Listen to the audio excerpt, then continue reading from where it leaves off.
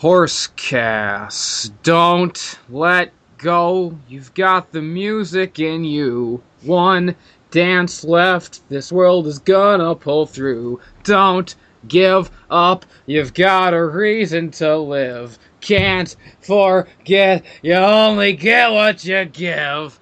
That was You Get What You Give by the New Radicals, released November 10th, 1998. Welcome to another edition of the 90s Kids podcast, where we sing our favorite hits of the 90s, and then we talk about how it makes us feel. My guest this week is GIBBONTAKE. Digi Brony is out with AIDS or something. He has AIDS. Yeah. I don't know. Hello. I'm GIBBONTAKE. That's my intro. I like it. It's very hip. It's very cool. So you started talking to me the other day. This is the first time that we've ever spoken in person ever. Not in person, over the phone, over Skype. Well, yeah, it's cool. Yeah, I've only interacted with you through like comments on YouTube. Yeah. So if you don't know who GIBBONTAKE is, he's another guy who does what I do. He's another one of us who wastes his life analyzing My Little Pony on the internet for a bunch of freaks. That's just our community. It's our little rotten cesspool community, rotten to the core, but it's what we do and it's what we're a part of.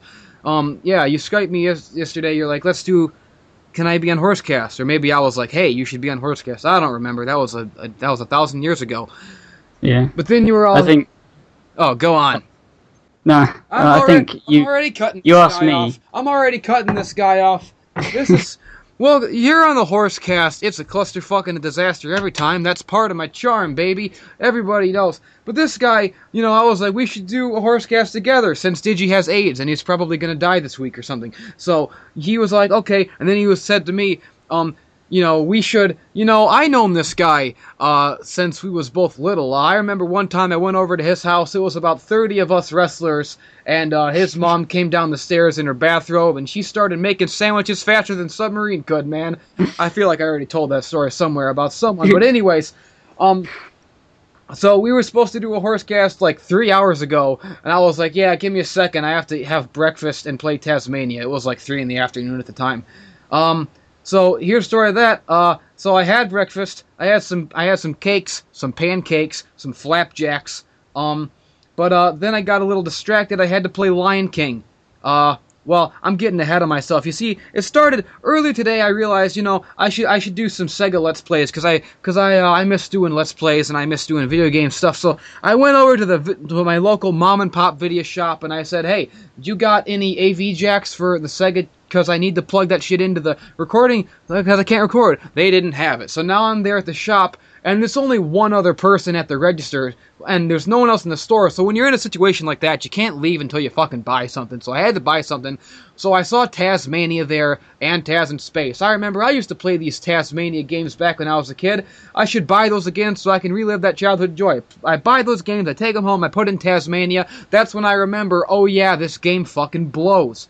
So then I think, well, maybe Taz in Space is better. I put in Taz in Space. Doesn't even fucking work. So that one was a complete waste of $5. Just a brick. So then I think, well, fuck it. I'm going to play a game that I know is good. I'm going to play some damn Lion King. I put in the Lion King. I was just watching Egoraptor play Lion King with his wife on Game Grumps, talking about this game's impossible. No one can beat this game. I was beating that game when I was fucking 5 years old. I put that shit in. Sure enough, I whipped that game's ass.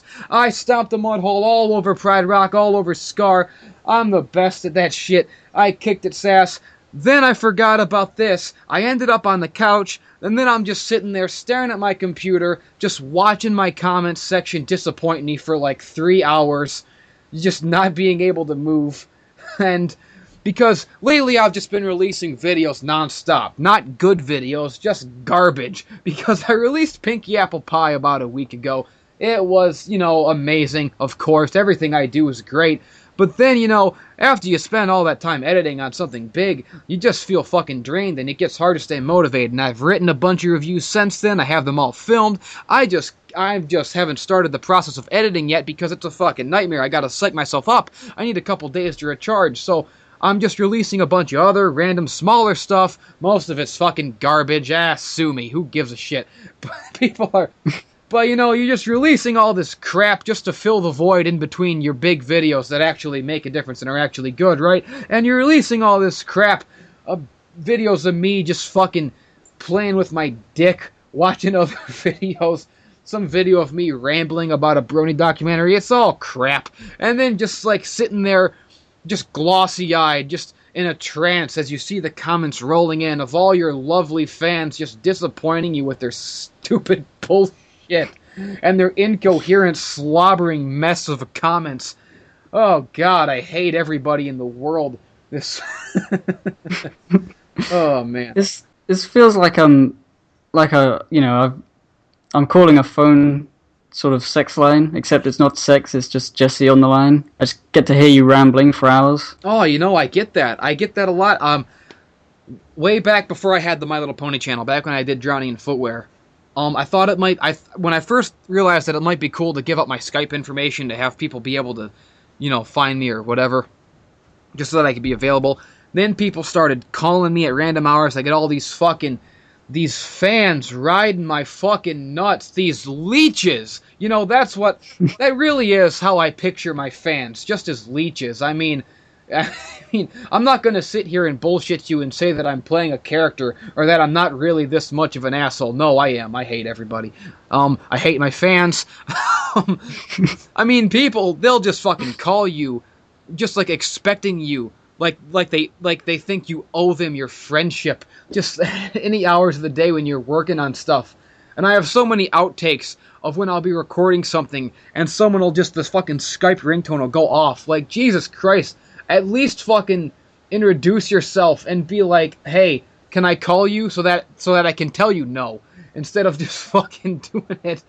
And it's, gee, but anyways, you're sitting there, and sometimes people will call me and they'll have nothing to say. Like, what is that? Do you really have nothing in your life? Or they'll Skype me and just be like, hi, what's up, hi, like with nothing to say. Like, I don't even talk to my best friends when I have nothing to say. What is wrong with you people? You have nothing to do in your worthless little impotent lives. Then sit on the computer and pester your fucking idols.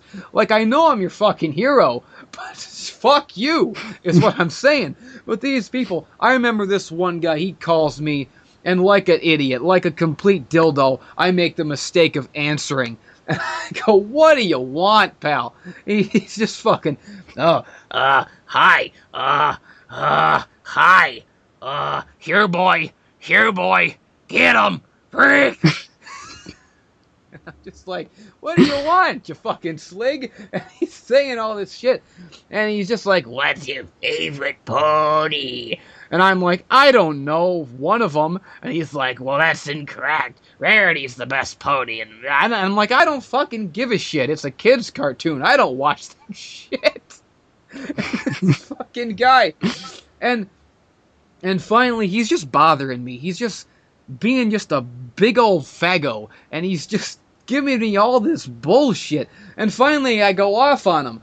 And I realize as I'm going off on him, because I'm telling him, you fucking loser, why don't you fucking leeches leave me alone? And I'm going off on him, and I'm realizing he's sitting there laughing. Oh yeah, like he's fucking getting his jollies off to this. Like he's sitting there touching himself like, oh yeah, Footwear Man's yelling at me. This is all I've ever wanted. My life is complete. And it's like, these people really do just fucking get their rocks off on me going off on these fucking rants and tirades and yelling at them. Like, people will actually piss me off just because it's funny to them to get yelled at. Like, how fucking sad and pathetic do you have to be that the highlight of your day is getting yelled at by somebody? It's fucking pathetic. I hate them. You are very good at it, though. I hate them. So my guest this week is Give and Take. I haven't let him say a single word yet, but I assure you he's here. Yes. I don't know. I haven't really got much to talk about. I can't go on rants like you. I'm quite a quiet person most of the time.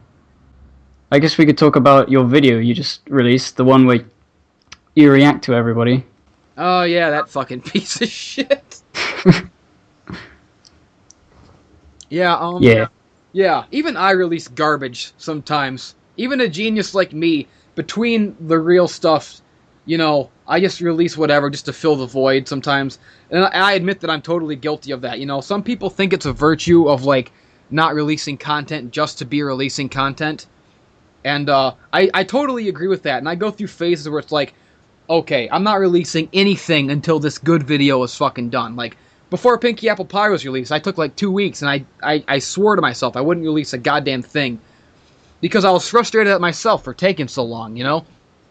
But, so I go through phases like that, and then I go through phases where, like, after a big video is done, I just fucking need to recharge, and I just need to fucking just be a talentless hack for a little while until I can get my mojo back and just fucking sit on the couch and just fucking do a shitty reaction video and just upload it like, fuck it, I don't even care. You just gotta recharge them batteries once in a while. I'm not a fucking Duracell bunny. I'm a human being.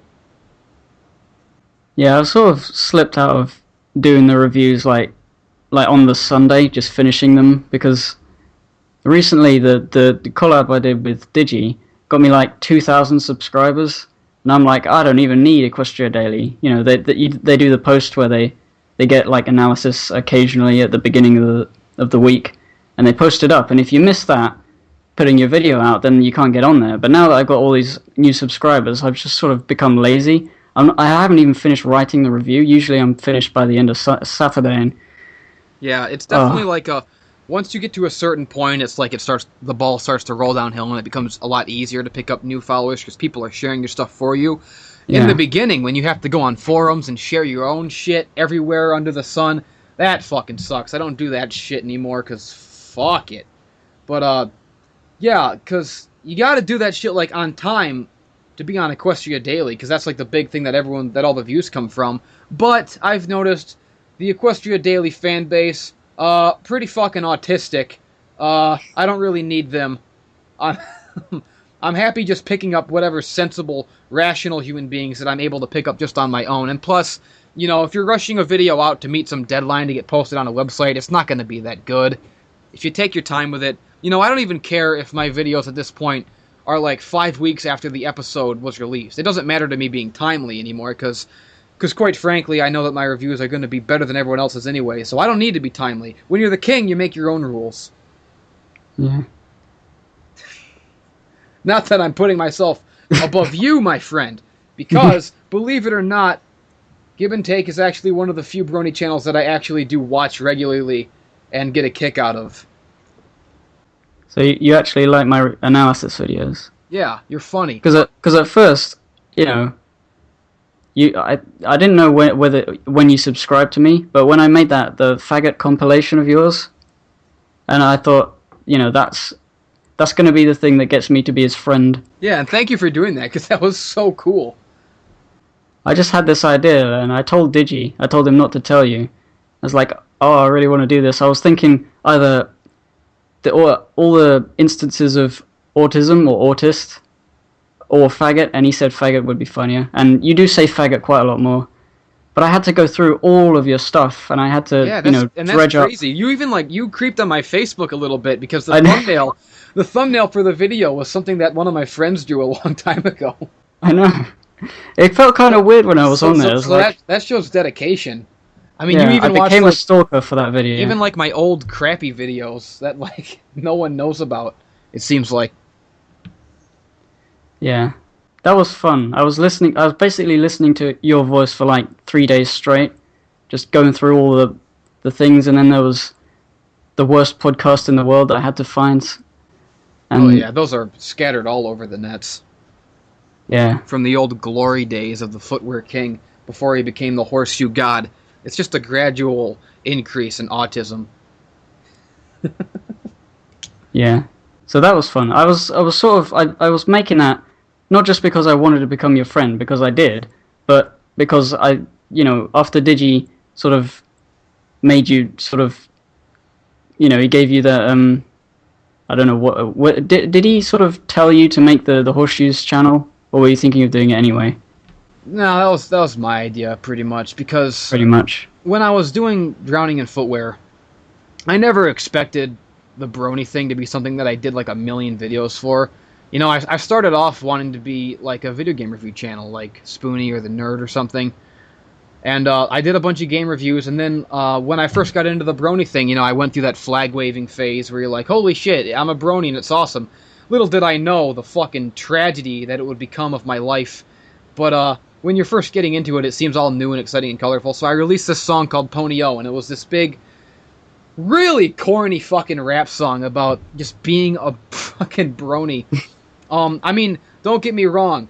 The lyrics, the flow, utter perfection. I'm the greatest rapper on the face of the planet, no matter what I'm rapping about. But the actual content of the lyrics is pretty corny. We all went through that phase, no big deal. Yeah. But it sort of got a lot more views than anything else I'd done at the time, so I started making more pony videos, and I got more and more into the fandom, more and more into the show. And eventually it started taking over my channel to where like I release like, here's a game review, and then here's a pony video, and then here's a rant, and then here's a pony video. Like, every other video was a pony review, or a pony video. And, it was creating this, like, weird split in my channel, because people who aren't into the bronies and don't get it, they really don't get it, and they don't want it shoved down their fucking throat, and I completely understand that. So people were subscribing to my channel for one thing, and unsubscribing whenever I would release a brony video. So it was like I'd gain 2 subscribers and lose 3, like, and I was just going nowhere for 2 years. So I finally figured, as much as I'd like to have one channel where I can keep all my stuff and have it be my own corner of the internet where I can do whatever I want with no filter, I'm going to have to section this shit off and make a new channel just for the pony shit, and probably both channels will end up being more successful as a result of me sectioning them off. And it worked, I guess, so far. Yeah. I'm not saying that I'm a big shot by any means. I'm nobody still, but I'm starting to get a little bit more success. Well, yeah, so the Horseshoes channel, I got into that because I was trying to keep track of all the analysts, no matter how bad they were. I just wanted to see their opinions so that I could put them, because I had my idea for assembling all the analysts' opinions in one video, but it was way too much work, so I thought, fuck that. But I was watching yours, and I thought they were really funny, so I went back to your footwear channel and watched all of that, or most of that. And I remember the Canterlot wedding review that you did, I found one time, and I really liked that, but I saw that you didn't really make any other like reviews in that sort of style, so I didn't stick around. It's kind of weird. Yeah, there's a bunch of those that I still haven't even posted again yet, reposted, like that I deleted, just because of copyright issues or whatever, that I've even forgotten that I ever made.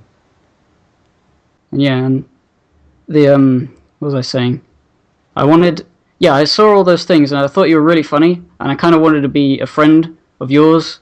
So, like, one of my short-term goals quite recently was to become one of the guests on the Horsecast, so I'm doing it. It would be cool if Digi was here as well, because then I love Digi, so... Oh, yeah, we could easily get, like, a 3-person thing going, a threesome, if and when he comes back from his long sabbatical in Somalia, where he's currently a hostage to the dreaded pirate king, I don't know where I was going with that. I was going to come up with some, like, hilarious pirate name, but I just totally fucking brain farted.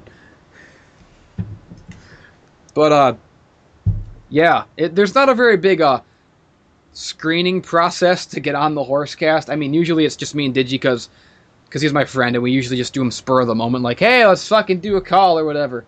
You know, I'd pretty much have anyone on this who wanted to be on it, provided that you are somebody and that you don't suck and that you're not a idiot.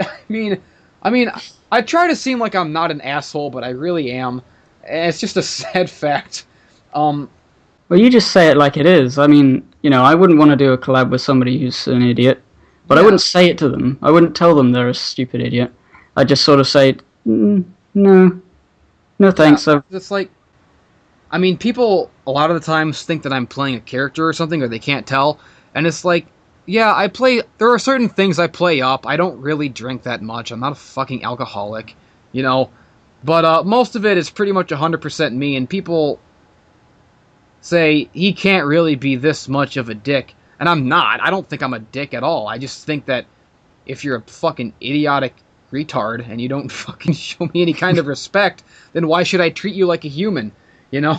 But, Yeah, one way that I will admit that I just fucking because I do get fucking frustrated with people, and especially people who bother me, and it's like a lot of the times I'll be like, hey, everybody can add me on Skype, and people will start adding me, but I'll only accept the ones that are from like other content creators or women.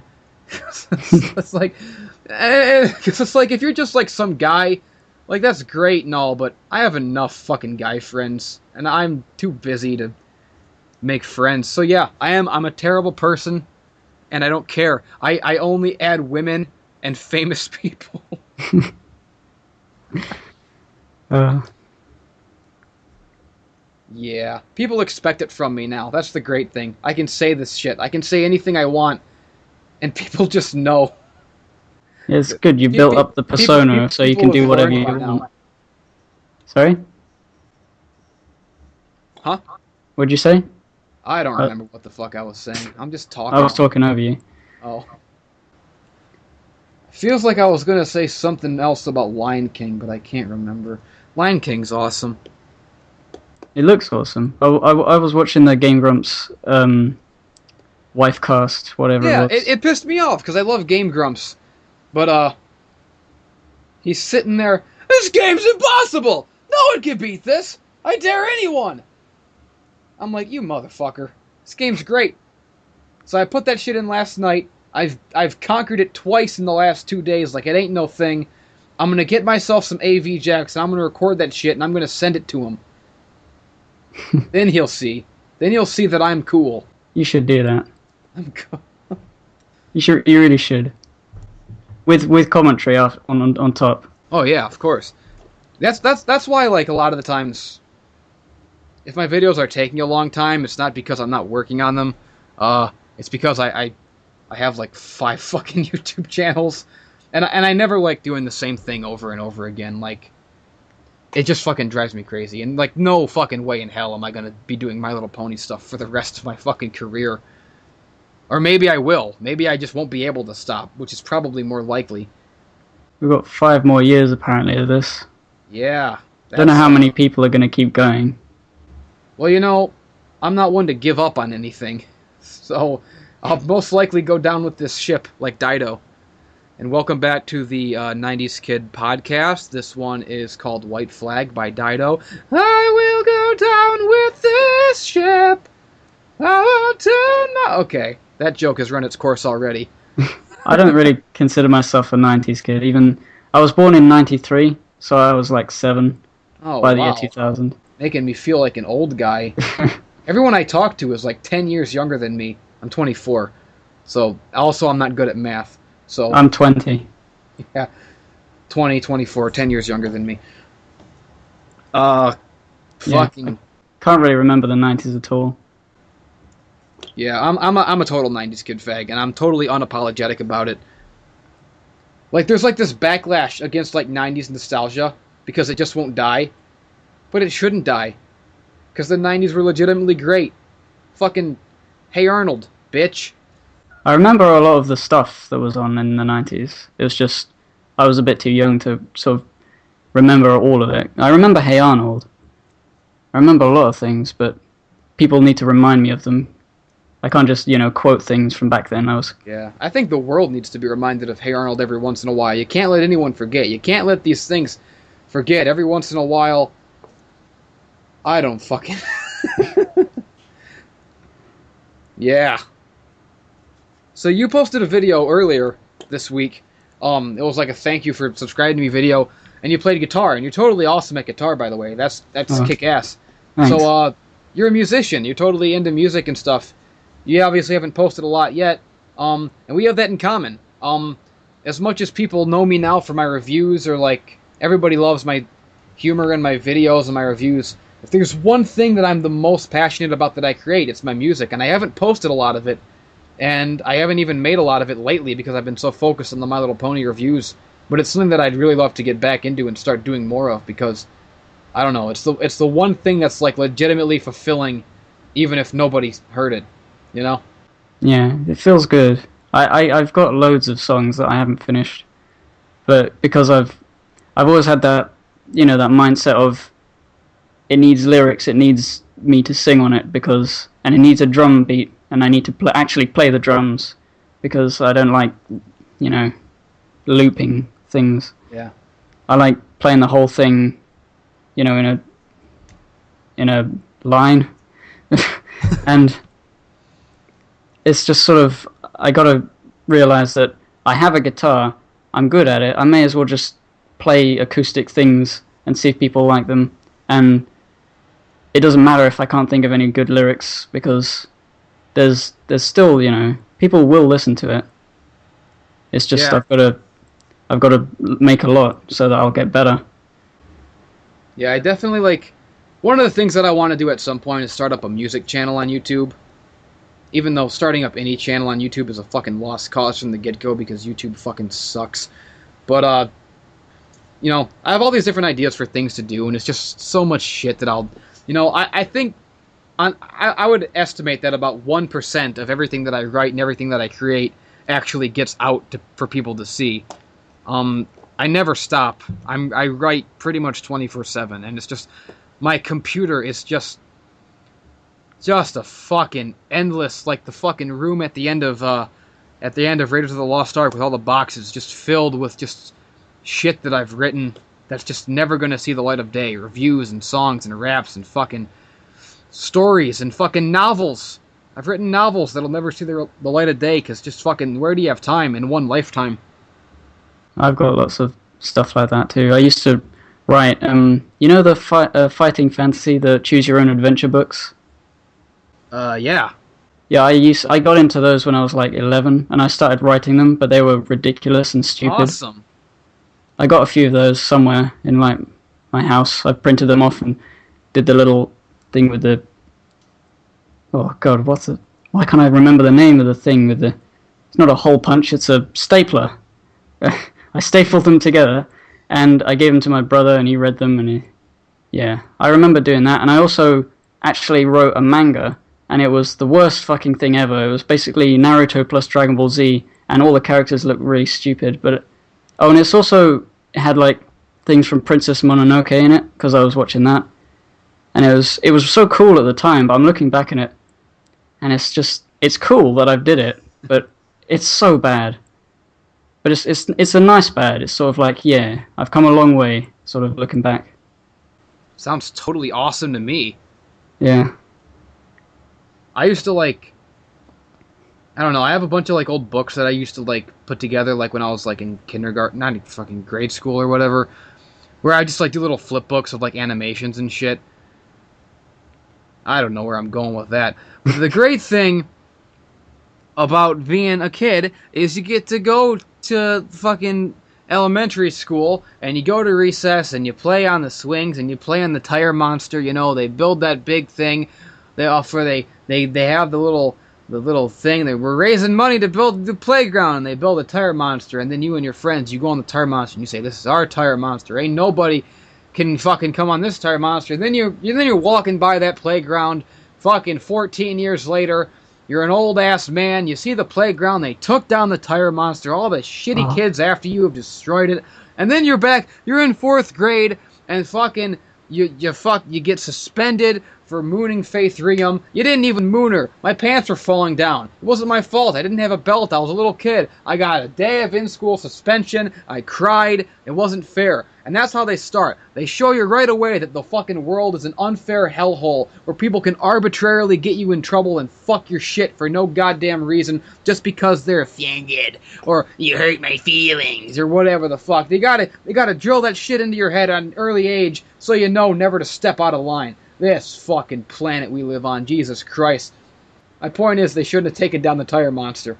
Yeah, I was gonna say the playground thing I can relate to. They had this these sort of tire swings. They had this sort of log area where they had wood shavings on the ground instead of tarmac thing, and then they had these obstacle course sort of gymnastic things that you could play on. When I was at the school, and just before I was leaving, they got rid of them because they were health and safety hazard, and they also had this little bit of this sort of woodland. It was like a I don't know how many acres. I don't know how big an acre is, but it was a small bit of woodland that you could just run around in, and they closed that off as well. And they started cutting the trees down, and it was just like the first instance of like, they've taken away something from me as a child. I was like, why are they doing that? I want to play on that. I want to climb those trees. I don't care if I fall off and graze my knee. I want to do all that. That's how they learn. That's how they learn to be men. Yeah. It's just sad. And now I think if I go back there, I don't know what it looks like now, but they probably chopped the whole thing down and replaced it with tarmac because it's safer or something. Or that sort of weird rubbery tarmac thing that I don't know, the sort of thing they have in playgrounds. It just ruined everything. And now all the kids that go there, they'll never know that there was this cool forest that you could... They'll never have any idea that life used to be better before they were born, and that they were just born into a dying world where there's no light left. But what was cool, though, because we used to go into the forest area. It really wasn't that big. I think it just felt really big. There was like a hill, and there was a thing, and there was a lake, but it was behind a fence. And you could go in there and you could get lost. You could hide from the teachers. I think that was part of the reason they fenced it off, and then they started cutting it down. But it was just so cool, In the playground, it was basically just, a big tarmac square, and it was okay. And there was like steps you could sit on. But that forest was the coolest thing. We would go in there to play medieval sort of battles and stuff, and we'd play Age of Empires. We'd act out our favorite games. It's the best thing. Yeah, good old, those happy childhood memories. I'll always remember the time...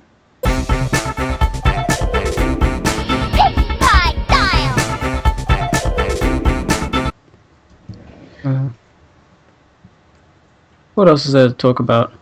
We got... I don't know, babes and butts. Let's talk about babes and butts. What about the new episode?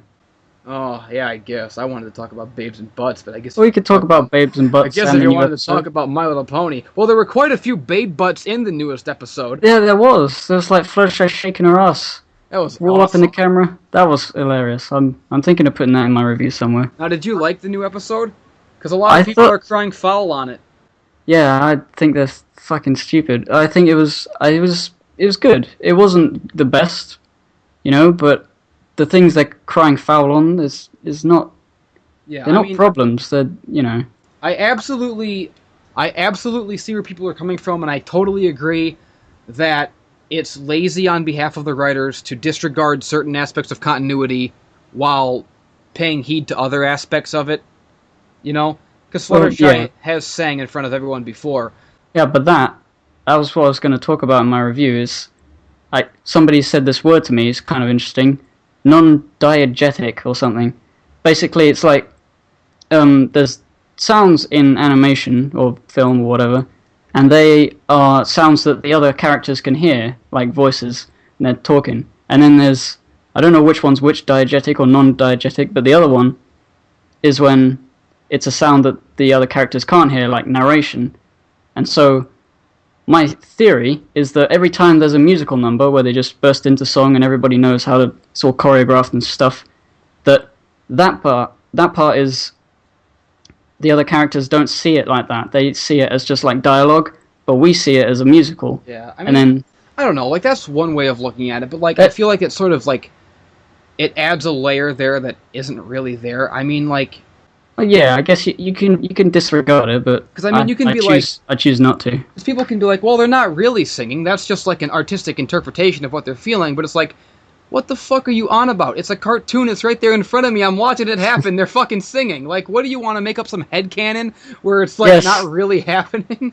It's like just to fucking justify your butthurt about the fact that people are complaining about your favorite episode. And I liked the new episode a lot. I thought it was fucking hilarious.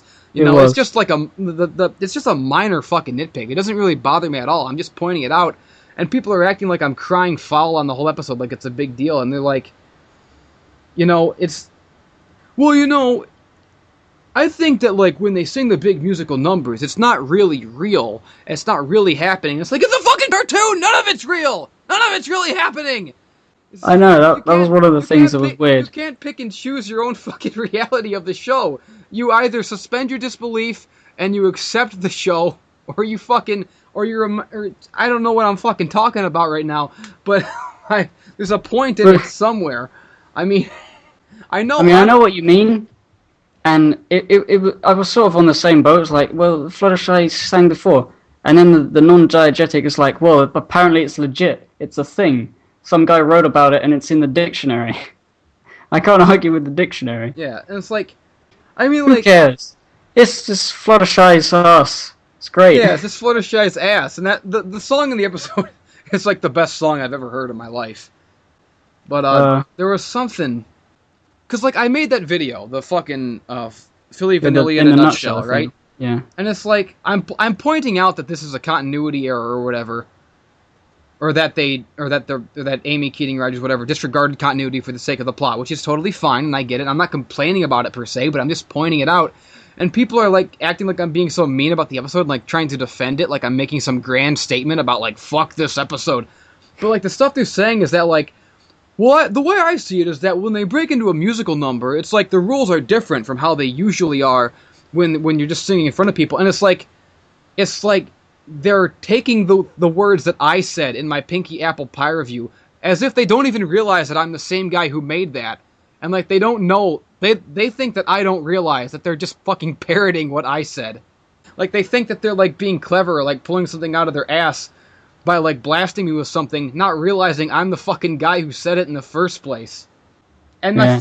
fucking, and I'm not saying that I'm the end all be all fucking objectively right on all of my opinions on the episodes either. My reviews are probably fucking bullshit. I just fucking, I don't know, I have thoughts and I write them down. You know, I could be fucking wrong about something. I don't give it. It's just a fucking show, man. Who gives it? You know, like my thing is like, my reviews aren't really about like telling people what to think about the episode, or like telling people my reviews are about enjoying the episode with my viewers. You know, it's like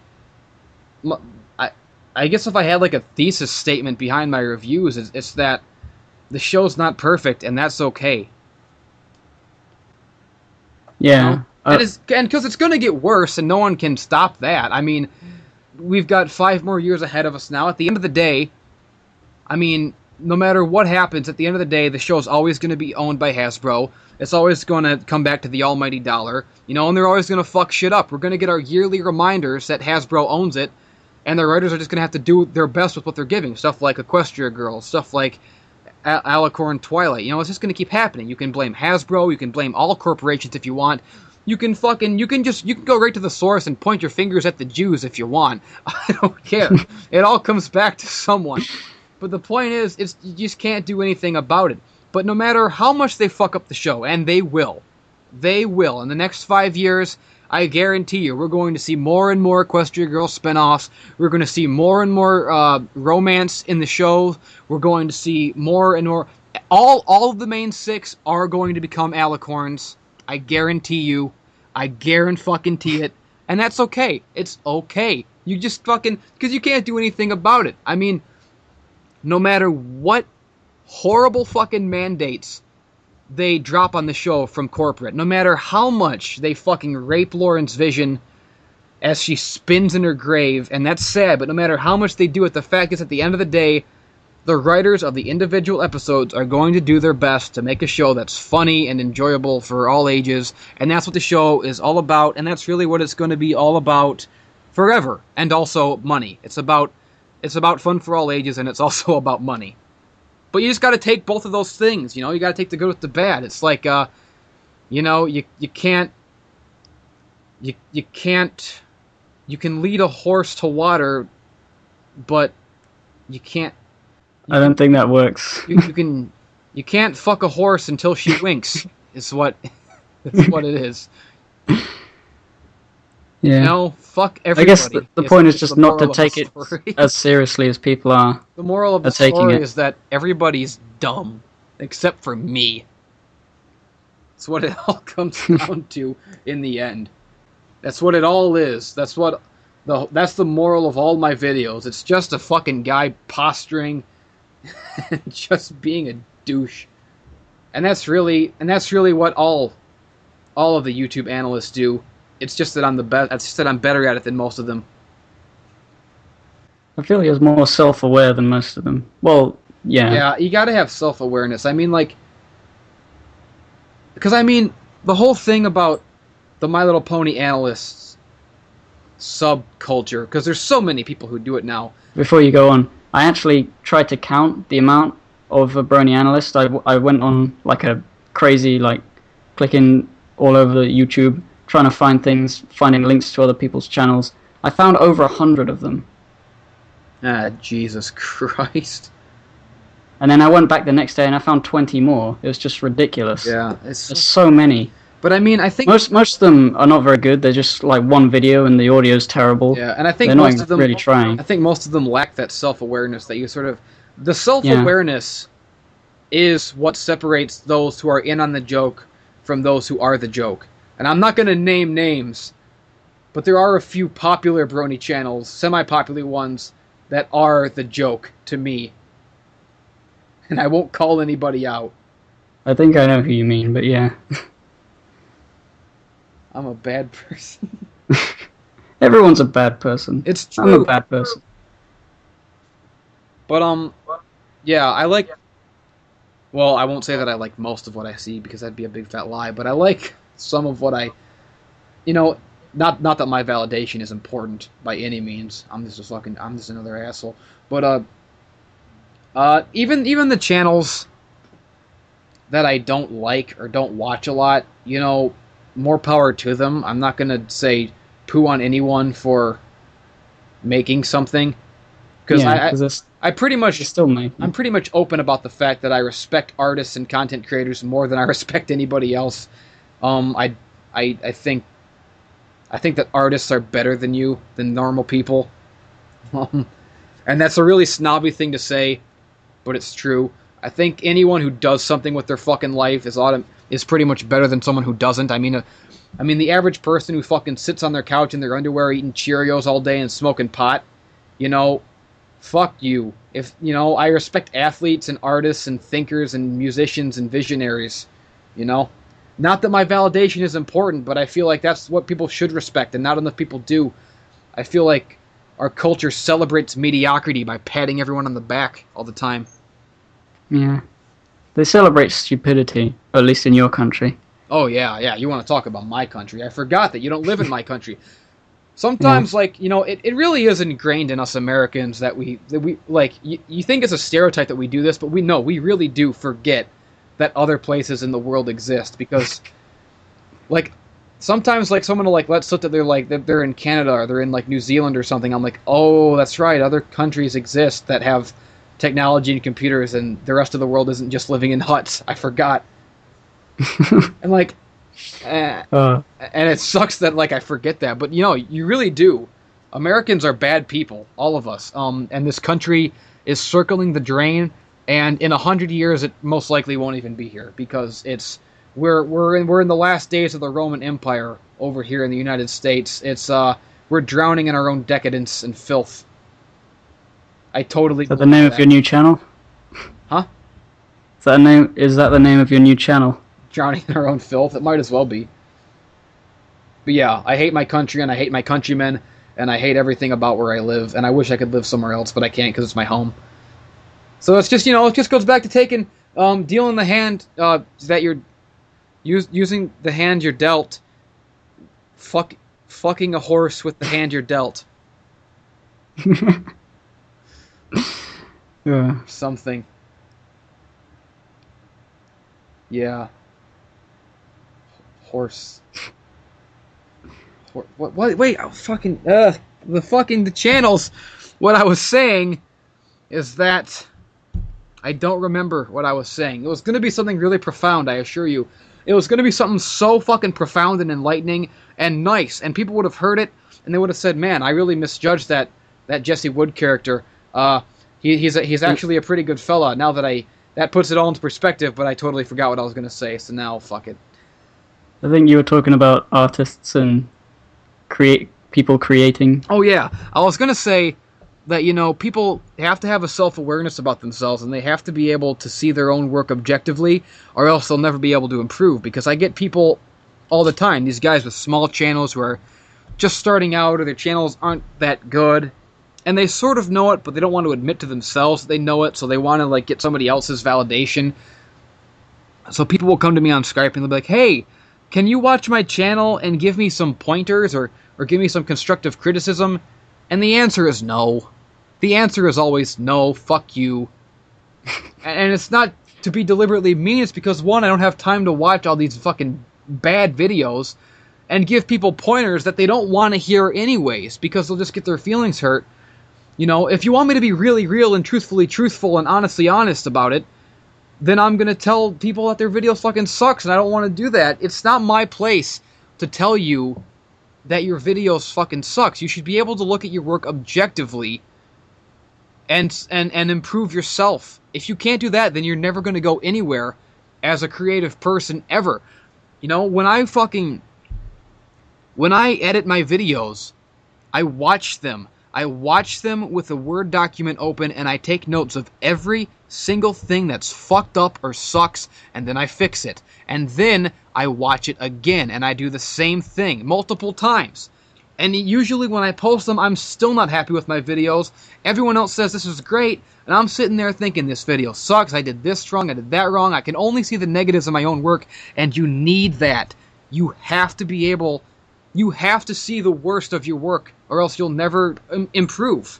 And people who just expect like a more popular guy, or a more, you know, someone you look up to, if you expect someone to critique your work for you, you can't expect that. You have to be able to critique your own work and know for yourself what fucking sucks. So anyone who's asking for advice or constructive criticism, that's my advice. Just watch your video yourself. Watch it over and over again, and with open eyes, and see what other people might see. Remove yourself from the situation and see what you do that fucking sucks, and do everything in your power to fix it. Yeah, I think what also is part of that is when you've got an idea, usually what you imagine in your head is a lot better than what you actually end up making, and that's why you don't like what you finish up making. You know, it's not as good as it could have been. And I think that's sort of like, some people, if they don't reach that, then they just give up. But you got to just put it out there, because people are going to like it, because they don't know what you had in your head. But then sometimes you get, like, there's that saying, art from adversity, where sometimes it's good that you face those challenges and you can't do everything that's in your head, because sometimes what's in your head sucks, you know, and you don't realize it at the time because it's your baby and you can't see it objectively for whatever reason. It's like that Tenacious D song. Sometimes you follow your heart, sometimes your heart cuts a fart. You know, sometimes, I mean, like, a good example is way back I did a review of a game called Party Babies when I was just starting out. I remember that. And I had this big elaborate thing in my head. I was gonna have this big fucking storyline in the review, 5 minutes of fucking storyline. And I couldn't post it because at the time I couldn't post videos longer than 15 minutes on my YouTube channel, so I had to cut all of it out and just release a much shorter version of the video with all of that stuff I had in my head cut out.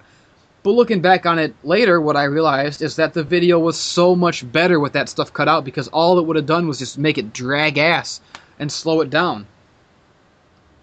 So sometimes it's better that you can't art from it. You can't put your art in a horse's cunt when it's drinking from water with the hand it's dealt. Duh. That's a good quote. That's a tombstone quote. Right there.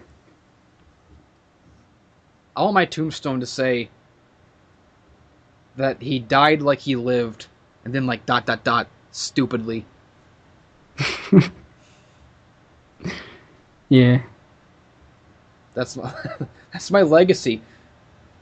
Like, you know, like, it's like I'm getting popular by, like, the stupidest means. It's My Little Pony. Like, someday, like 10 or 20 years from now, when I'm a fucking genius hero that everyone loves, and my name's on billboards, and I've got, like, HBO specials coming out, and I'm in like Hollywood movies, everyone's gonna say, when I have like 5 like award-winning best-selling novels, #1 Times New York bestseller, people are gonna say, this fucking guy, he thinks he's so cool, but he started out making My Little Pony videos? How ridiculous is that? And I fucking love that. I can't wait till people say that about me, because how fitting is it that my career should have such a stupid beginning? I love that. Sometimes I think that stupid is better than smart. Sometimes, smart's good. I like smart. I like, hopefully, I think that I put a lot of thought into my reviews, and I like to think that they're sort of the thinking man's reviews. I think that there's a lot more than people, people judge me by my cover a lot of the time, or they say this guy's dumb, or this guy just fucking tries to push the envelope and tries to be edgy and swear a lot, and they don't notice, like, the thought and the structure that goes into the jokes and the writing. And, I think that my reviews are smart, but at the same time, I also have an appreciation for the parts of my reviews that are stupid, because some parts are stupid. And my favorite comedian of all time is George Carlin. And the great thing about George Carlin, to me, is that he would go on these big rants that were the most intelligent things you've ever heard in your life, and they would open people's mind, and then right after that, he would follow it up with a bunch of stupid fart jokes. Because he realized that there's a place for smart comedy and for stupid comedy, and that they're not mutually exclusive. You gotta make room for the fart jokes. So, I definitely appreciate anything I can do to make my channel as stupid as I can possibly be. You do have to have a good balance of the two. If you're smart the whole time, then you're gonna get like 2 people following you. And if you're stupid the whole time, you're gonna get 1 million subscribers. Oh yeah, definitely. I mean, it really is sad how on YouTube the way it works, it's just like the bottom of the barrel that rises to the top. But what can you do? The thing is, what I realized is I have like 3,500 subscribers.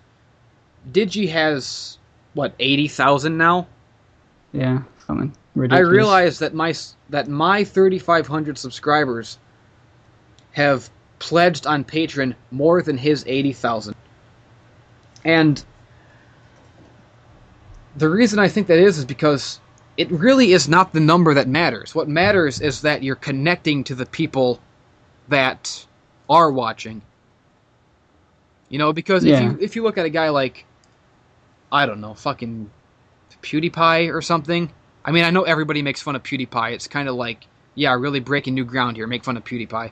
I got nothing against him, but it's pretty thin content. I mean, in terms of it's not really artistically sound, I would say. It doesn't have a lot of integrity behind it. I don't think it's just fucking gameplay footage and yelling. But he has all these subscribers, but how many of his subscribers do you think really care about him as a person, as opposed to how many just watch him during their lunch break or whatever, I think it's more important to build a connection with a small fan base than to have a huge fan base of people who are just kind of wishy-washy and flimmy-flammy and don't really give a shit about you either way. Yeah, I think the reason Digi has like 80k subscribers and like is he making less money than you? Well, he's making a same? shitload more money than me because he has ad money because he has so many views.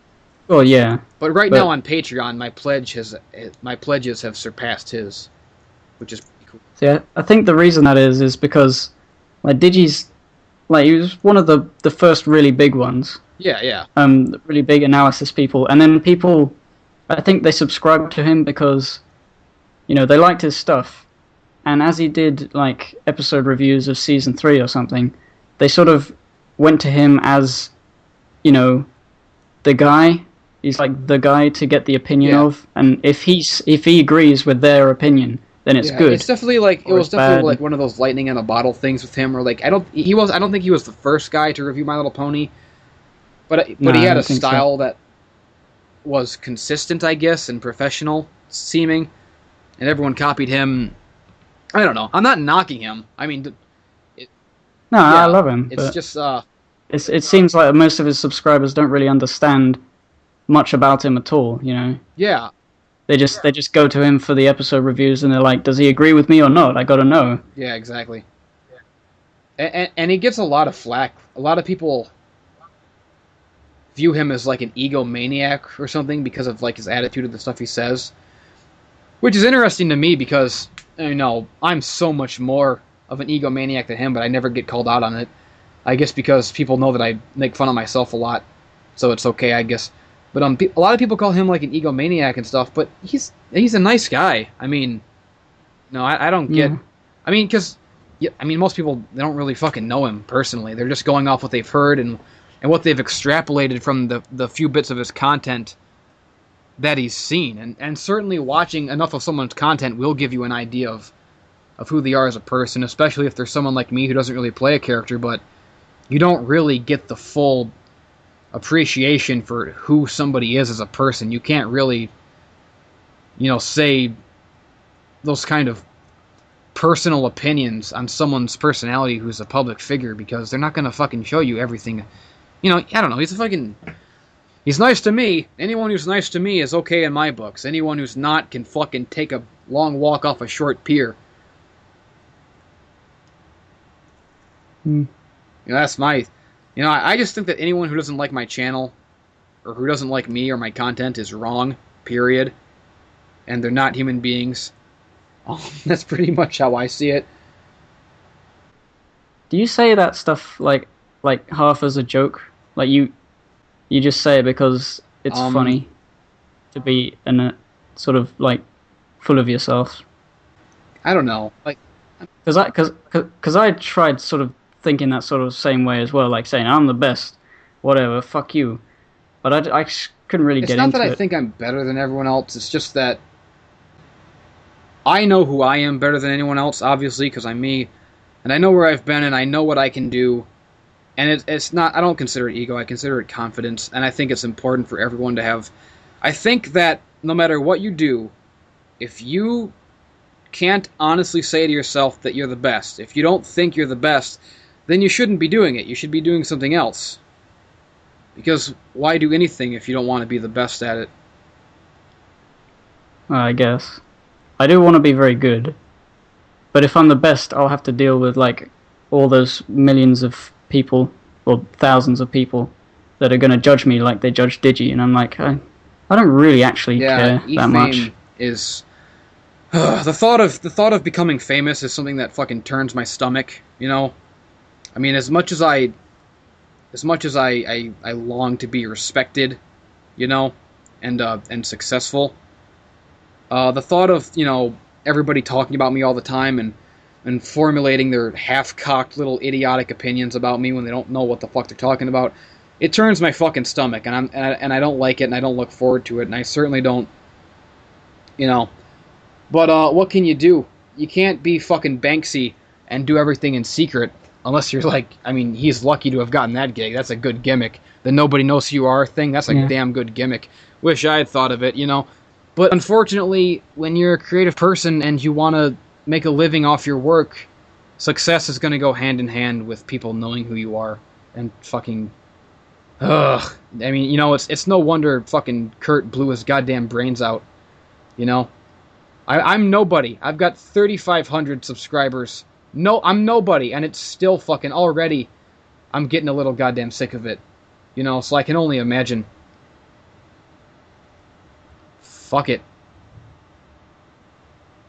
I certainly don't want anyone to think that I'm in this for fame, or that I'm just in this for attention. No. I'm fearful of fame. It's not something that I look forward to or desire in the slightest. All I really want is respect and a living, Yeah, I think that's what really anybody needs, is respect among, like, a few people that... Like, if the people you respect you, that's, like, one of the best things. Like, cause I like your videos, and when you said you like, you started commenting on some of mine, I was like, oh, that's cool. And it was the same with Digi.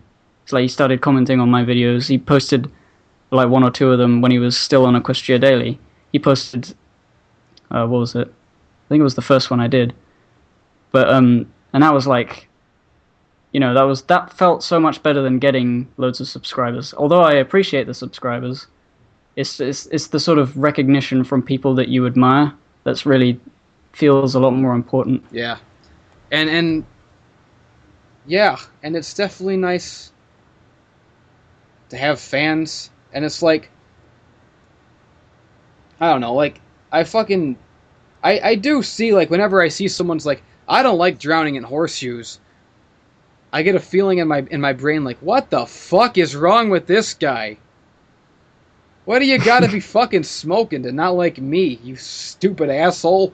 What are you, fucking brain damaged? So yeah, yeah, it's not a gimmick. I really am this way. I mean, like, it is like a, yeah, haha, I'm the best. Like, it is like sort of half a joke, but it's half not a joke. It's the Yeah. confidence thing. I've been having troubles with confidence for like years.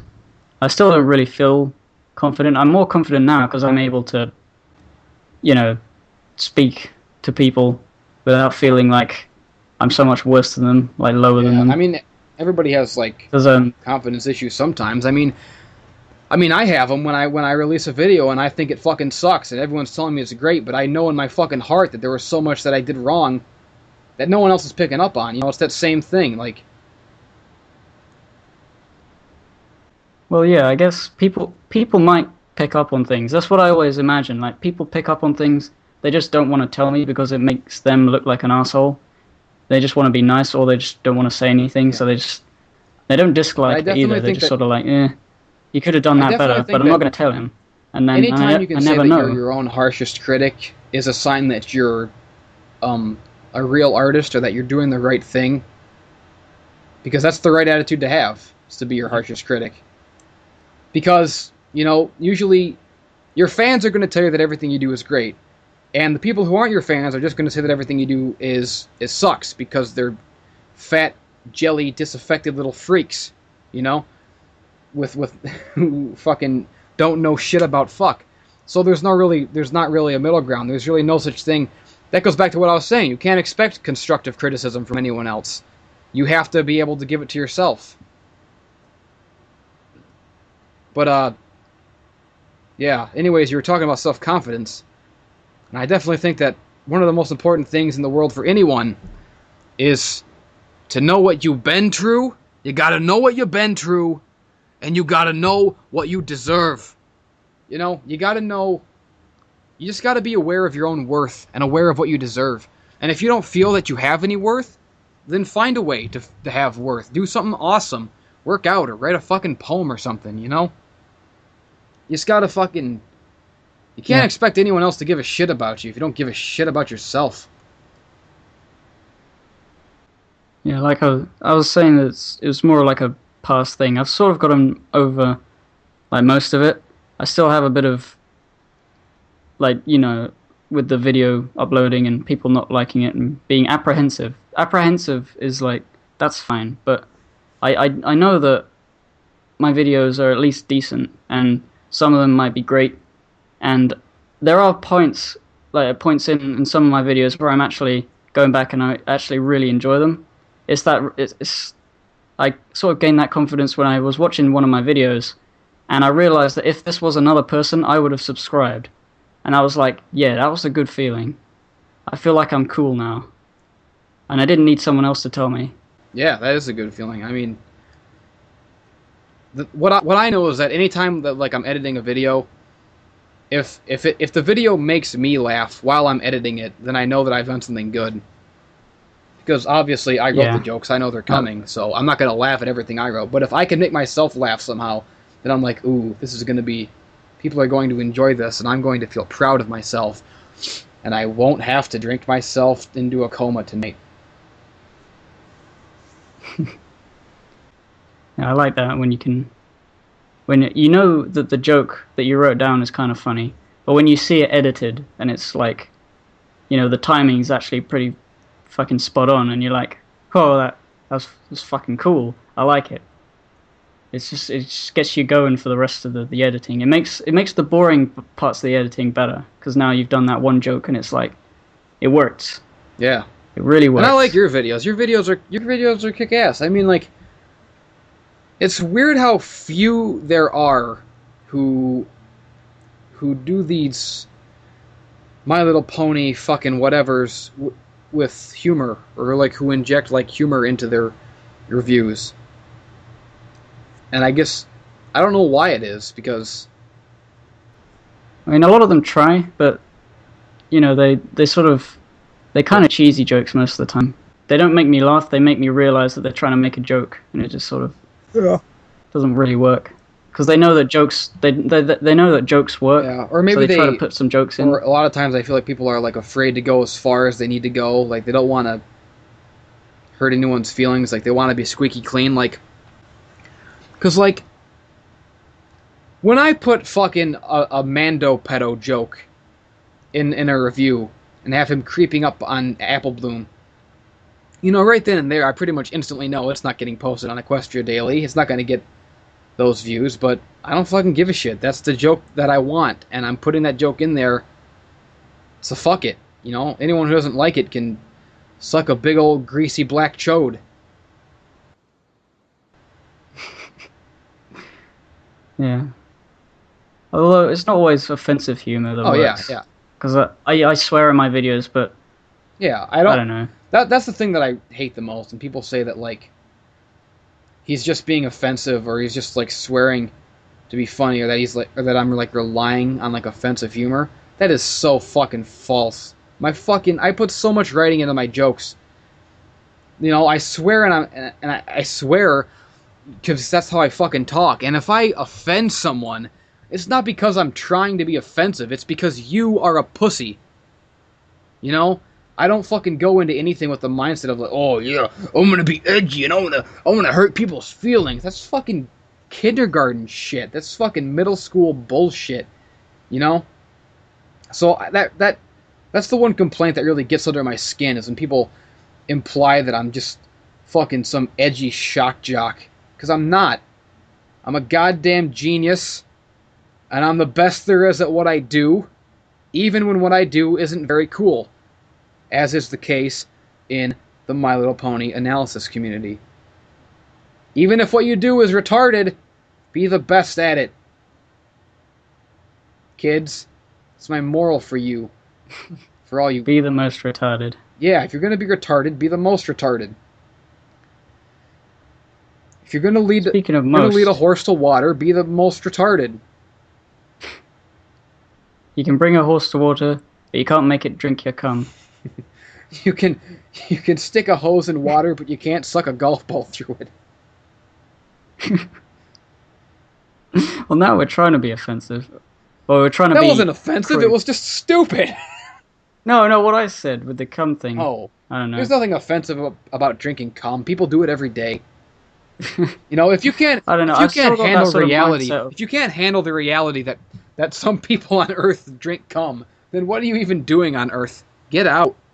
I don't know. It's just that sort of mindset I can't really get out of.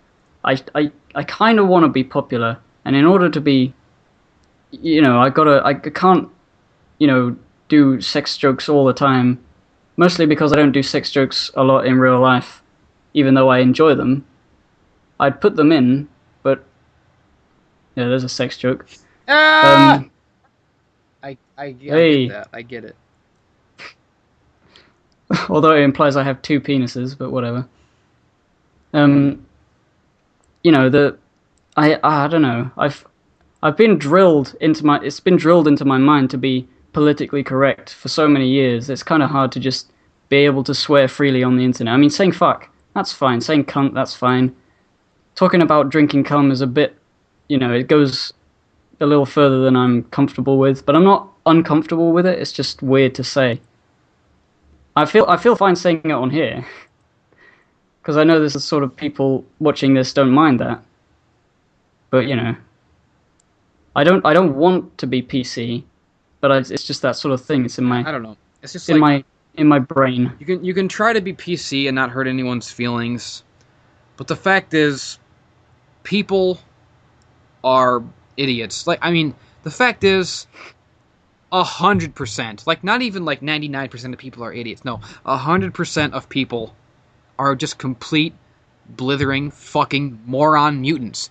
And even if you try to be as politically correct as possible, at some point, some fucking moron is going to misunderstand you or misconstrue something that you said and think that you're just the worst person ever based on their arbitrary little narrow fucking definition of what's right and wrong, because people are just complete fucking idiots. So you can't pay attention to what other people think is politically correct. You just can't. It's not a logical, sane way to live. Just fuck them. I mean, all of my advice, really, when you get down to it, comes down to one thing. Jesse's golden law, and that's fuck them. Fuck everybody who doesn't like you. Fuck everybody who is an idiot. Fuck everyone who doesn't like my channel. Fuck everyone who's offended. Fuck my fans who pester me and bother me and regularly disappoint me in the comments section. Fuck them. I hate them all. I think I don't think it's actually the PC thing. I think that, like, the way I naturally speak and make jokes, I don't want to. It's not that I don't want to offend people. It's just that the more offensive jokes that I enjoy hearing people make, I don't naturally make them, and I don't want to force myself to be cruder than I actually am. So it kind of feels weird to just, I'm going to make a really horrible sex joke or a rape joke or something just because I don't, it's just because it's not PC. And that's totally or because, cool. I mean, nobody should try to be something that doesn't come natural to them. Fucking Weird Al has been going for 30 years. Never dropped an F-bomb in his whole career. Never done anything overly raunchy. And I respect the hell out of Weird Al for that. Weird Al's one of my heroes. He's a great man. He is cool. I only really knew a little bit about him before the Pinky Pride episode. Yeah, I can't wait. Because I just got interested, I decided to look up on him. It's pretty cool, all the stuff. I've been a Weird Al fan forever. I can't wait to review that episode, but it's going to be a while because I have so much stuff before it that I haven't even started yet, Yeah. How many episodes are you behind now? A million, but I'm, fuck. I don't know. I'm at least like 4 episodes behind, but I'm at the point now where I don't really give a shit about doing every episode in sequential order. I'm probably going to do a Rainbow Falls review, going to do a Pinky Pride. I'm probably going to skip through the crowd, not because I didn't like the episode, just because I just don't know, just fuck it. I have other things to talk about, I do want to review Philly Vanilli because I have some ideas for it. I've written like half of it, but I don't really care if I'm in order anymore. I just fuck it. It goes right back to my golden rule. Just fuck it. Fuck them. Fuck it. It really is. It'll make your life so much easier when you just realize, just fuck them.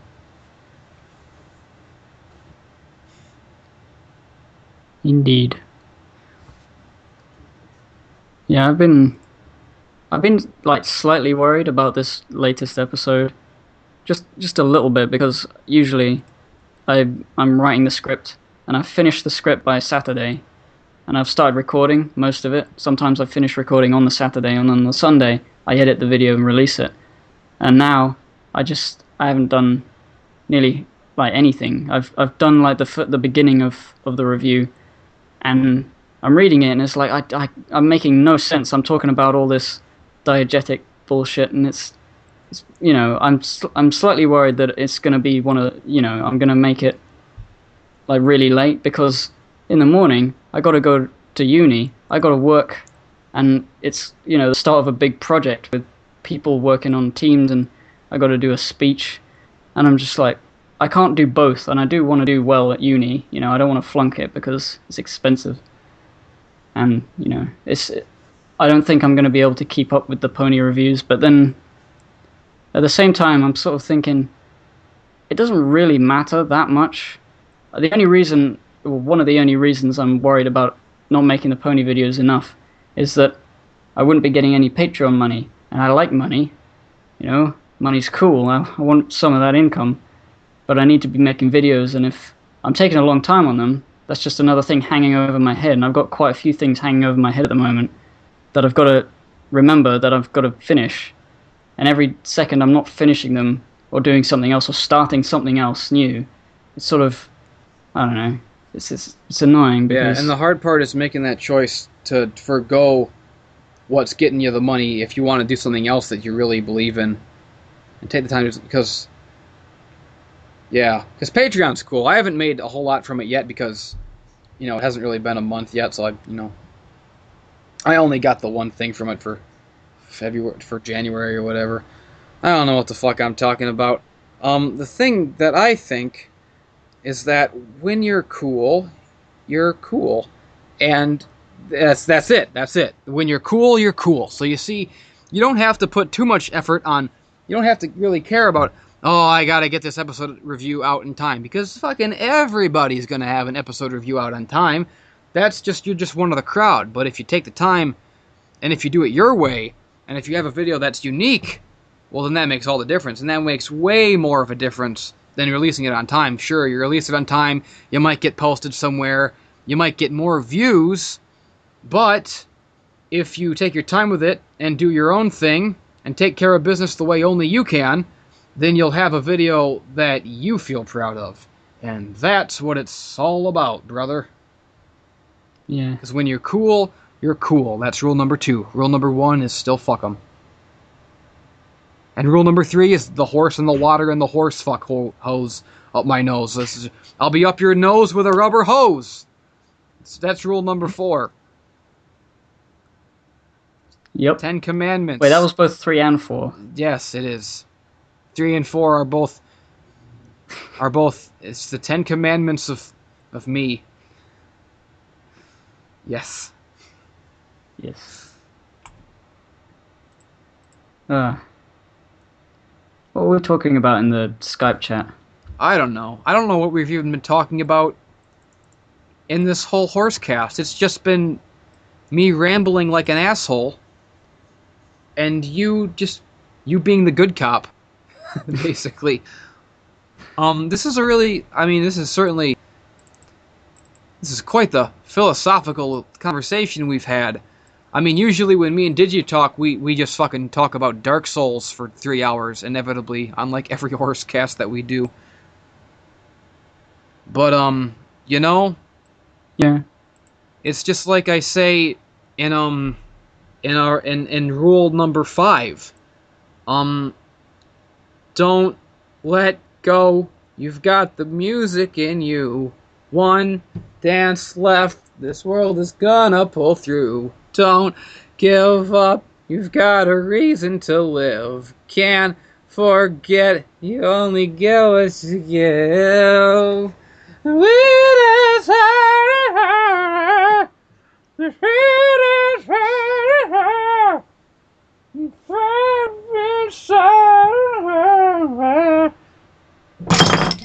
Fuck! No! No! No! Without fail, every time you crash or break something. Go! No! Oh dear. Oh no. What happened? I lost my fucking my menopausal woman pills. What? Fucking Tylenol or Advil or Excedrin or Motrins or whatever the fuck you call them. They're everywhere. I need those to live. Oh.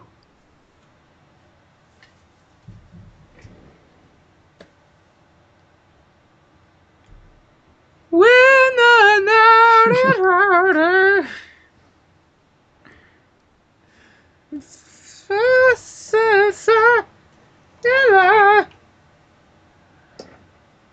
Fucking don't forget you've got a reason to live.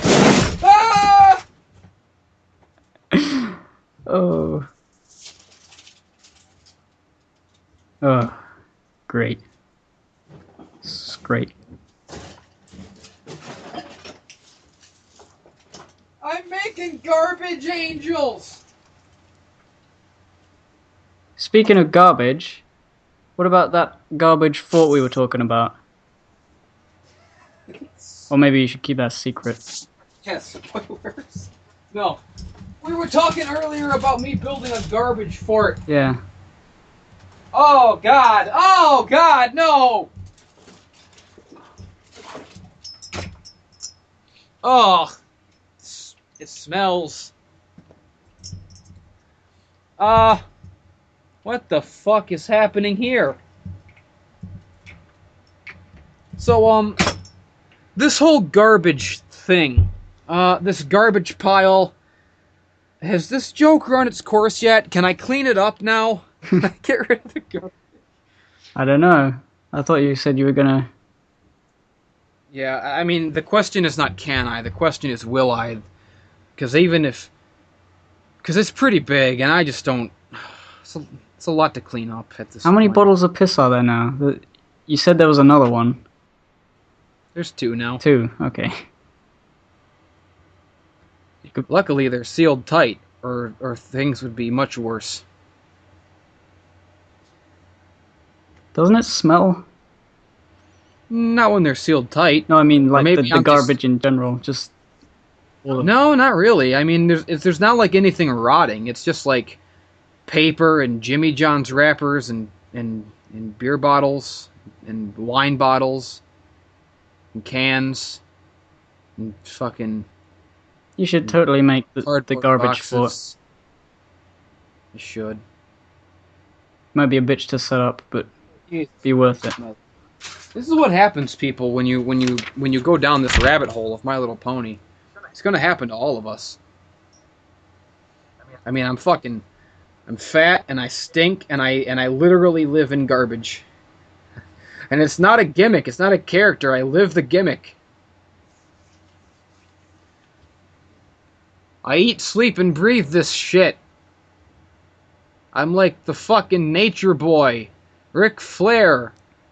Fucking limousine riding, jet flying. Only instead of limousines and jets, it's fucking wine bottles and cardboard boxes and condoms.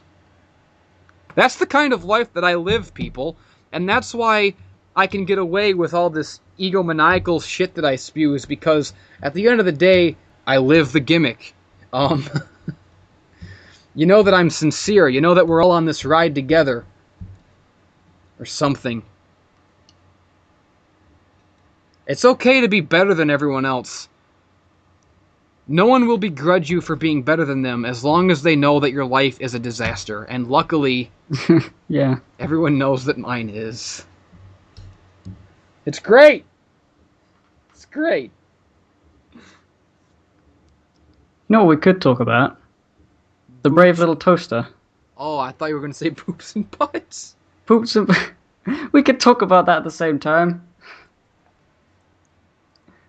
Yes, let's talk about the brave little toaster. Because you said... Like, I don't know when we talked about it, but we didn't really talk about it. We just said, oh, I love that film. And you were like, yeah. Yeah. Warriors! Come out to play!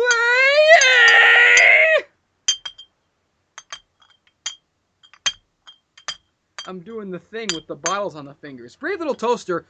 Oh, shit. Ah! Just a second.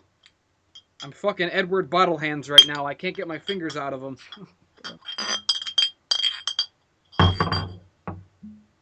There we go. Brave little toaster. That's just a classic. All those Don Bluths. That, The Land Before Time, All Dogs Go to Heaven. Land Before Time is my fucking jam, man. But that fucking brave little toaster, man. When they, I'll tell you what. In Brave Little Toaster, when they go to the junkyard and they see all the cars all rusted and destroyed, and they sing that song about how worthless they are, That's how I feel when I think about what my life has become since I joined this brony collective, since I joined this fandom, since I started making pony videos. That's how I feel. I feel like one of those rotted old, used up cars past their prime, thrown away in the junkyard, you know? Worthless! Once drove a Texan to a wedding! Once drove a Texan to a wedding! Now I'm pretty fat, and now I live in garbage. My life took a weird turn. I once ran the Indy 500! I once ran the Indy 500! Now I'm making pony videos, and look at that, and I'm talking to you. Not that there's anything wrong with talking to you. That's okay. I don't know. I was just thinking we could talk about nostalgic stuff for no reason, because... Yeah, let's do it. Yeah. So, games. Tomb Raider. Tomb Raider. Fucking Tomb Raider. You have talked about it a lot. I've commented on the videos that where you talked about it with but Digi. I've not yet talked about it with you. Yeah. I fucking love... I think Tomb Raider was like one of the only PS1 games I had. I had like this weird Lego thing, and Harry Potter and the Philosopher's Stone. Don't know whether you played that one. I think I did. And Ape Escape. Oh, Ape Escape. Now you're speaking my language, Buddy Bear. No. Ape Escape was like my favorite fucking thing. Ape Escape's fantastic.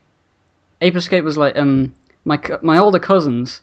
They had a PS1 before I did, and when I went over to see them, because they live near my grandma, and we went to see my grandma. I went to see my cousins. They had a PS1. They had Ape Escape and WWE wrestling, and I guess, you know, you probably wouldn't like this, but I didn't give a shit about the wrestling. They were trying to get me to play with them, and I was like, I don't care who this rock guy is. I just want to play this Ape Escape game.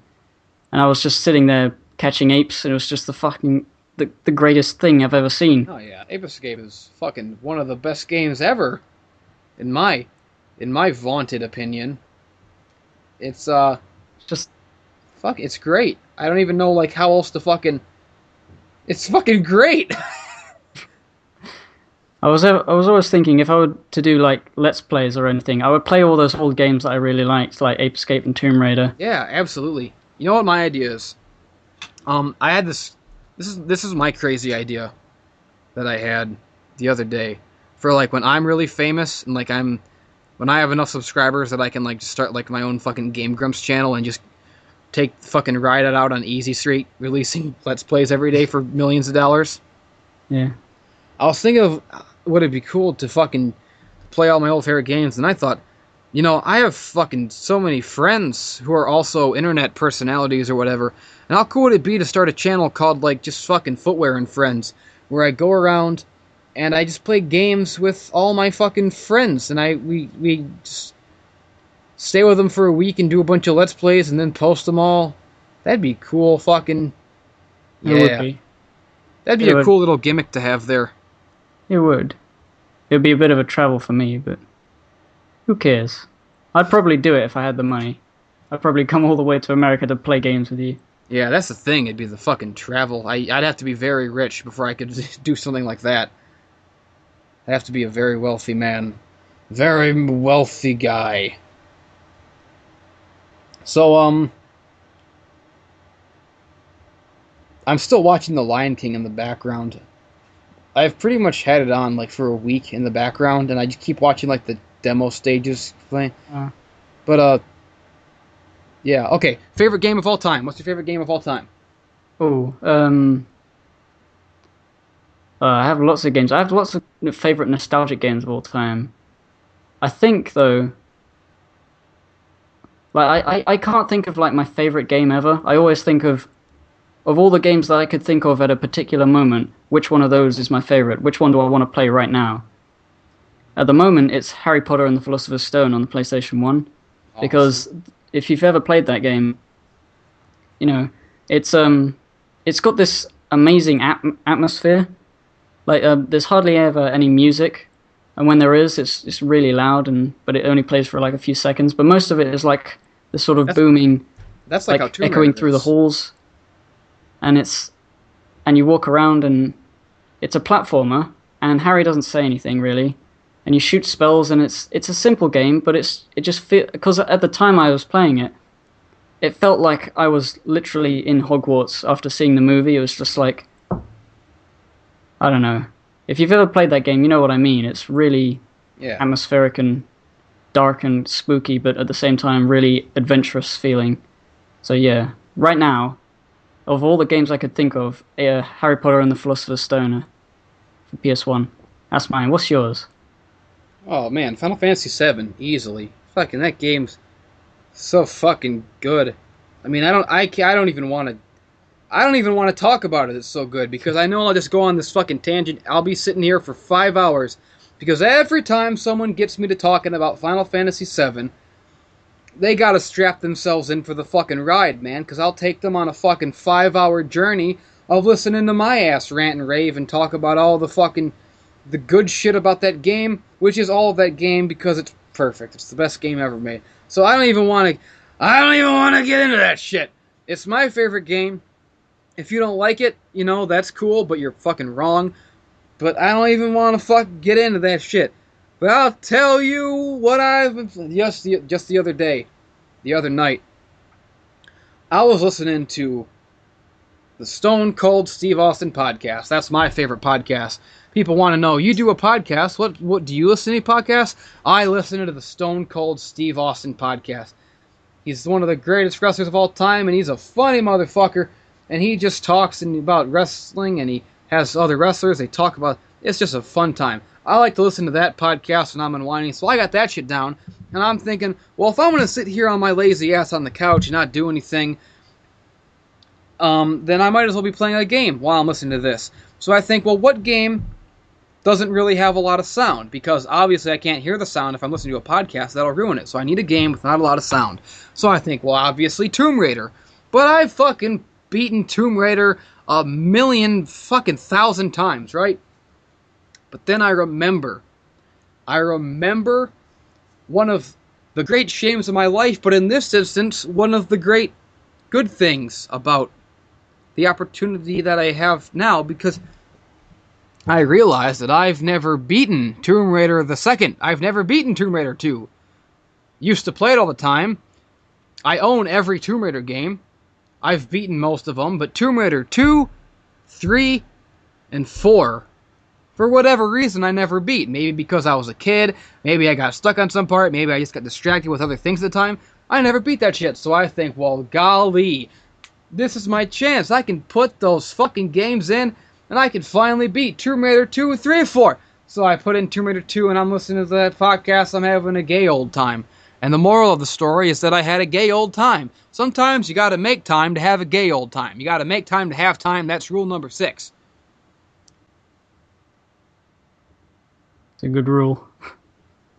I'm wondering if anyone will compile all this bullshit that I've said and compile them into an actual list of rules that I can look at and go, that's cute, you compiled them, and then not pay attention to it ever again. I'd probably do that if no one else did. This is like the most inane, babbling shit that I'm fucking blathering right now. I'm like some fucking girl with her tits out with like a vlog channel on YouTube. Just this stream of consciousness. Everybody only clicks like or click subscribe because my tits are in the thumbnails. Today I went to the store and I went to get a frozen yogurt and I don't know about the frozen yogurt. Why do guys always leave the toilet seat up? It's like, come on, guys. Guys are so weird. I don't even understand this.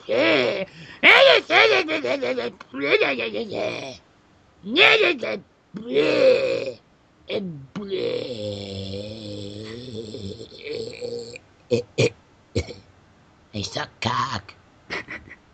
Now you have to do that. You have to make a video of you with your tits out doing. Oh, I did that once, but I think I deleted the video because it was just an update video, and then I deleted it when it was no longer relevant, But it was just like, I put my tits out, and I did, because that's my Tara Strong impression, basically. Obviously I can't do her voice because she's just, you can't fucking mimic a woman, but like, my Tara Strong impression is just like her old lady voice combined with her like posting her tits on Twitter, so it's just like, you push your big old man jugs up and you just get, look at my my boobs. Blah, blah, blah, blah, blah, blah, blah, blah, blah.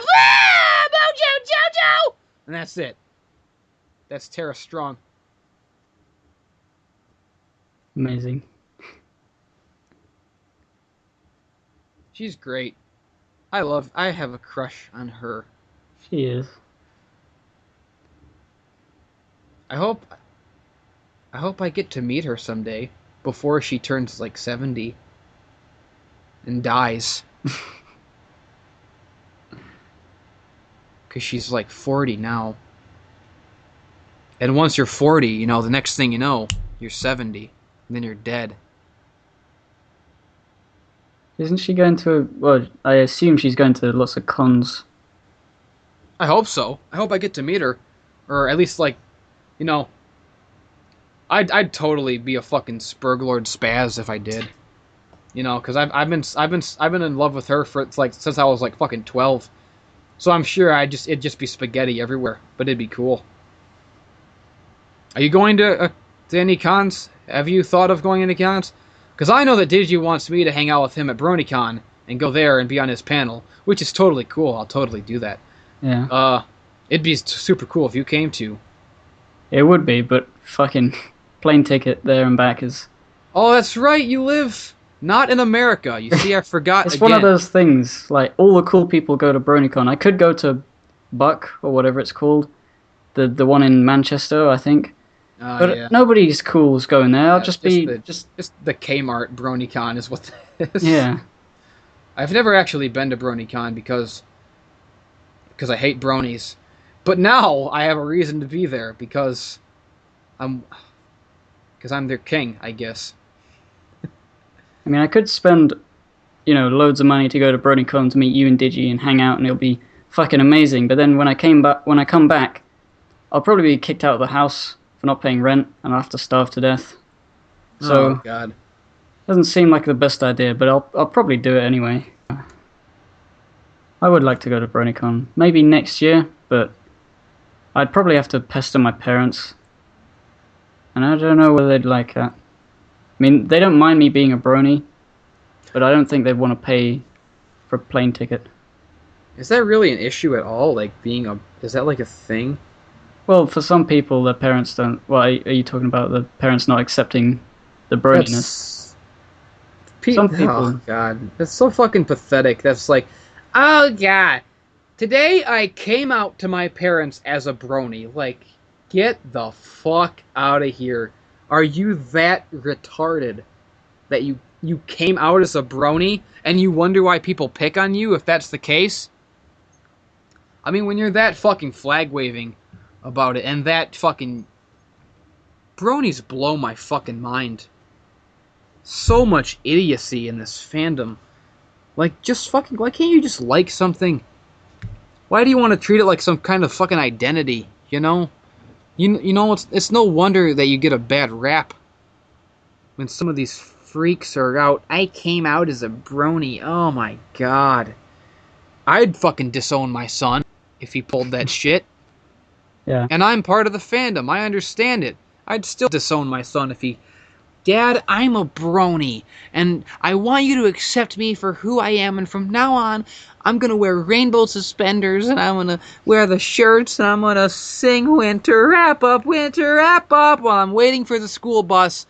And I don't understand why the other kids peck on me, Daddy.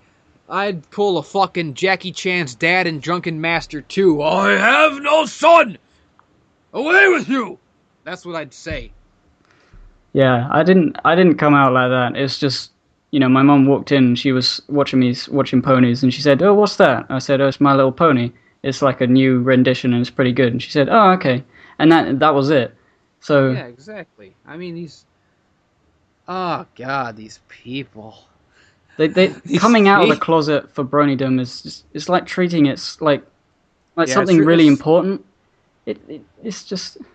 It's fucking insulting. Yeah. I mean, if you're a guy and you're gay, and you have to come out and you're afraid, that's a big decision. That could mess you up. I mean, gay guys are in the closet for a reason, because it's fucking scary and it is a big deal and there is a stigma.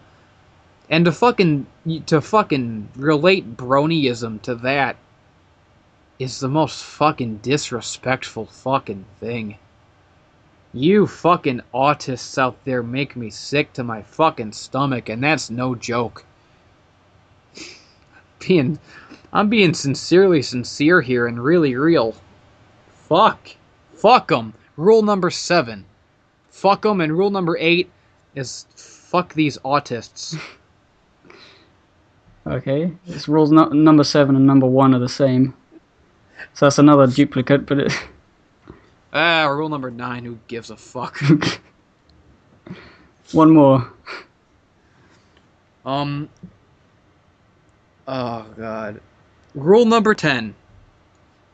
Rule number 10 is don't give up. You got the music in you. One dance left. You're gonna pull through. That's rule number 10. It's the 10 commandments of. There you have it. Horseshoe Man's 10 commandments. I did it. We did it. We did it. Well, I'd do anything. This is magic. This is magic right here. This is what happens when you and me get in a podcast together. Apparently. Oh yeah. This is awesome. This is my favorite. It's my favorite. I was thinking what would happen if like this was a threesome, like if this was the next one and Digi was here, and Digi would just keep, waterfall of talking, and I'd be like, I can't break through, I can't say anything. Yeah, that's the good thing about when you're on a podcast with Digi, you don't have to talk. You can just listen to him and occasionally just say yep. Yeah, you can just sit back and enjoy the best thing about Dark Souls is that when you go to the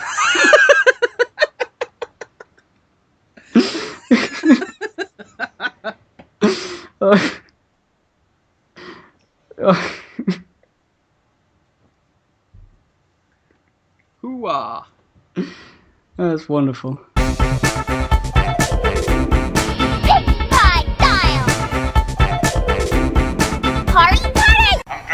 Horseshoes.